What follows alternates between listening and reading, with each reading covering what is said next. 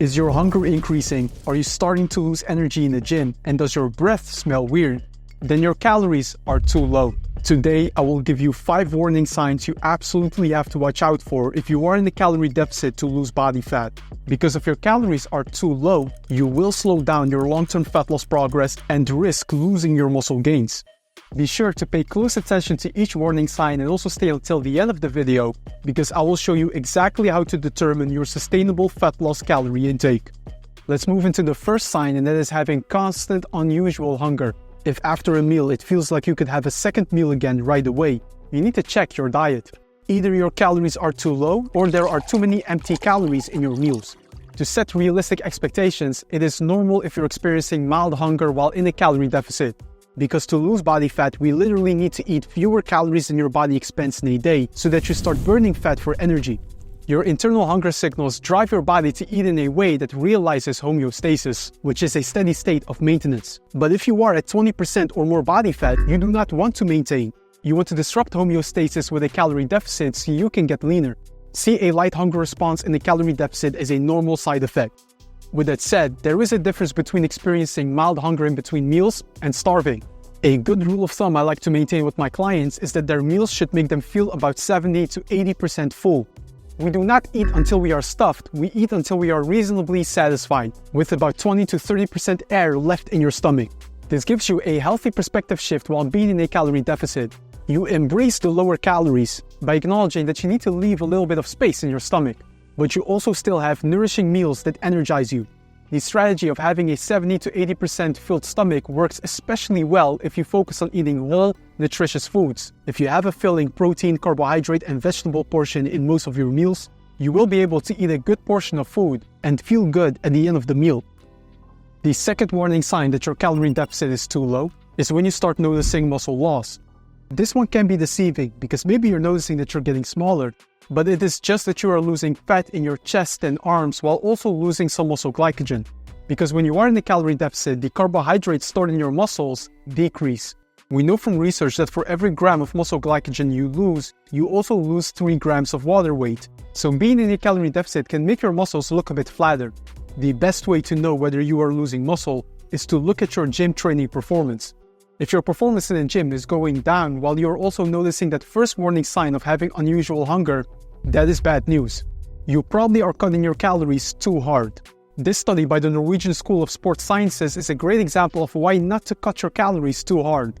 The researchers made athletes lose 1 pound of fat per week or 2 pounds per week. The group losing 2 pounds every week lost more muscle and had lower strength development compared to the group losing just 1 pound per week. The interesting part of this all is that both groups lost body fat at the same pace. So despite one group trying to cut calories harder, their body fat loss ended up being the same. The group that wanted to lose 2 pounds per week just lost more muscle.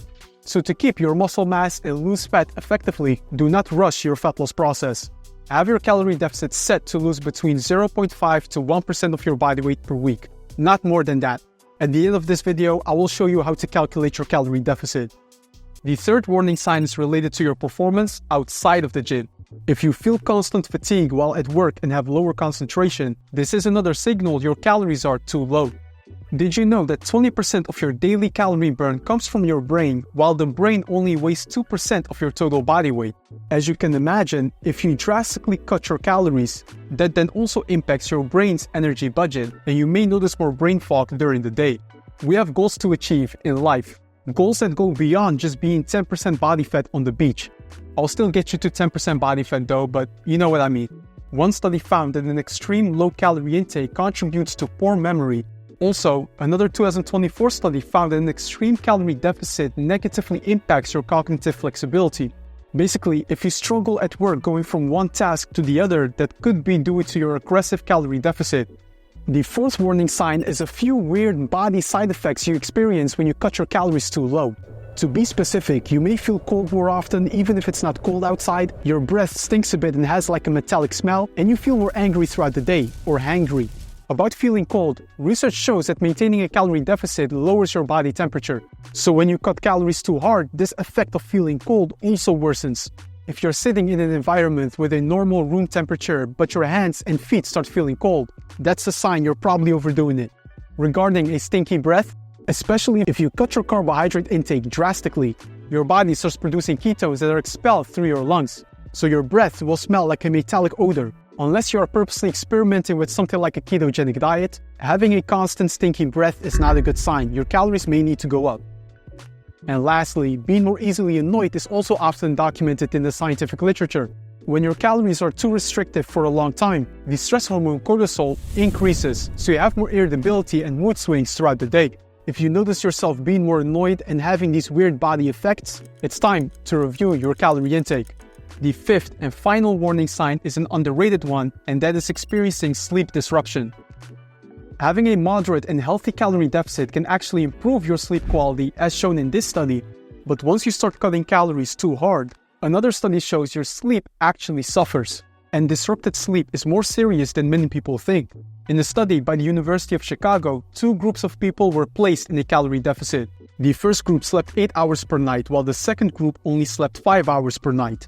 The group sleeping 5 hours per night had 60% more muscle loss and lost 55% less fat compared to the group that slept 8 hours per night. So your sleep directly impacts your results. Next to that, your sleep plays an important role in your immune system. People usually start feeling sick more frequently when they aggressively cut their calories. This is often caused by a weakening in the immune system due to sleep disruption and a lack of nutrients. Not to forget, sleep also influences your testosterone levels. Just 1 week of sleep disruption decreases your daytime testosterone levels by 15%. We know testosterone greatly influences your muscle growth and body fat loss. So if you are in a calorie deficit while eating mostly whole foods but still hunger is keeping you up at night, your calories are too low.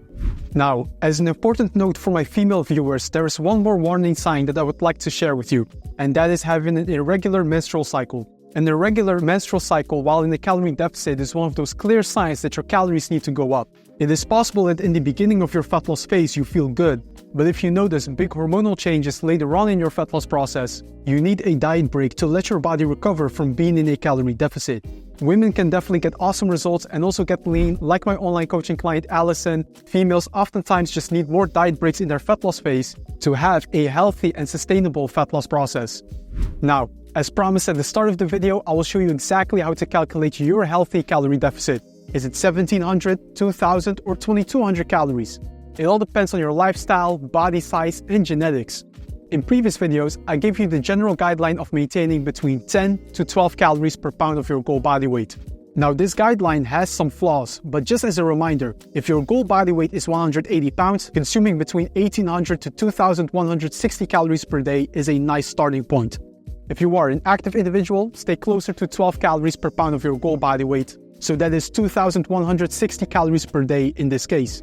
While if you are more sedentary, stay closer to 10 calories per pound of your goal weight. But before you take this calorie number as a scientific fact, you need to understand that there are genetic differences that can make some people burn more calories than others. For instance, your resting metabolic rate might be higher or lower than that of someone with the same body size. So what I recommend you do is take that formula of consuming between 10 to 12 calories per pound of your goal body weight and try that calorie intake for 2 weeks.